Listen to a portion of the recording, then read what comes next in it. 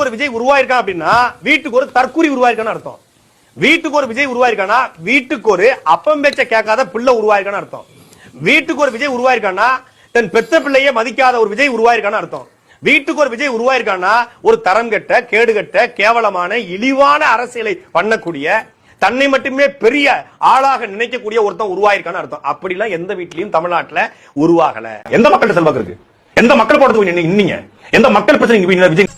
இதுல தப்பு தப்பா என்ன இங்கிலீஷ் வேற சொல்லா என்ன நம்ம பேச முடியாத காலத்துல விஜய் அரசியல் வரைஞ்சுள்ள இன்னைக்கு அவர் வீக்ல இருக்காரு. சொல்ல போனா இந்தியாவில் இருக்கக்கூடிய ஒரு டாப் 10 நடிகர்கள்ல விஜய் வந்து மிக முக்கியமான இடத்துல இருக்காரு.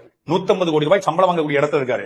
இன்றைக்கு லட்சக்கணக்கான இளைஞர்கள் தன்னுடைய பாலவராக வச்சிருக்காரு. அதை எல்லாவற்றையும் தாண்டி அரசியலுக்கு வந்ததுக்கு பிறகுதான் நான் நல்லது செய்வேன், அரசியலுக்கு வந்து எம்எல்ஏ வாங்கி எம்பி ஆகி தான் செய்வேன் அப்படிங்கிறது இல்லாம விஜய் மக்கள் இயக்கத்தின் மூலமாக விஜய் படிப்பகம், விஜய் பயிலகம், விஜய் நூலகம், விஜய் மருந்தகம், விஜய் உணவகம் என்று ஏதோ ஒரு வகையில மக்களுக்கு உதவி செய்யணும் என்று செஞ்சுக்கிட்டு இருக்காங்க. சில இடங்கள்ல துவங்கியது ரொம்ப சக்சஸ்ஃபுல்லா பண்றாங்க, சில இடங்கள்ல செய்ய முடியாம இருக்காங்க. ஆனா முழுமையாக செய்யணும், மக்களுக்கு உதவி செய்யணும் அப்படின்னு எத்தனையோ உதவிகளை மருத்துவமனைக்கு செய்யறாங்க. படிக்க முடியாத பசங்களுக்கு உதவித்தொகை கொடுக்குறாங்க. விஜய் வந்து படித்த மாணவர்களுக்கு உதவித்தொகை ஏற்கனவே கொடுத்தாரு, இந்த முறை கொடுத்திருக்காரு.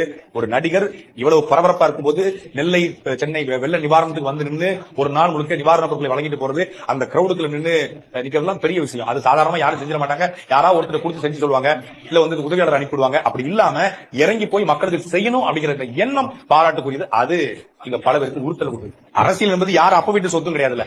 அரசியலுக்கு அது எல்லாத்தையும் தாண்டி இன்னைக்கு அரசியலுக்கு வரணும்னு சொல்றதுக்கு முன்னாடியே ஸ்டெர்லைட் படுகொலையில உயிரிழந்த ஸ்னோனினுடைய வீட்டுக்கு போய் நின்னாரு. நீட் தேர்வுல இறக்கப்பட்ட தங்கை அனிதாவோட வீட்டுக்கு போய் நின்னாரு.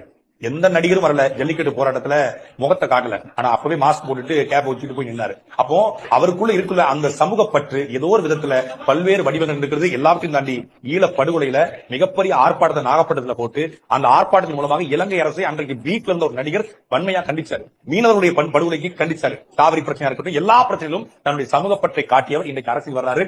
அதே களத்துல போராடி கொண்டிருக்கிற நாம் தமிழர் கட்சியும் விஜய் அவர்களும் இணைந்தால் அது மாபெரும் வெற்றி அடையும். இந்த பல பேர் வந்து 2 பேரும் சேர்ந்துடக்கூடாது அப்படிங்கிற ரொம்ப கவனமா இருக்கு. அட பாவிகளா, காலையில 6 மணிக்கு ஓட ஆரம்பிச்சது சாயங்காலம் 6 மணி ஆகி ஓட்ட நிக்கலையே.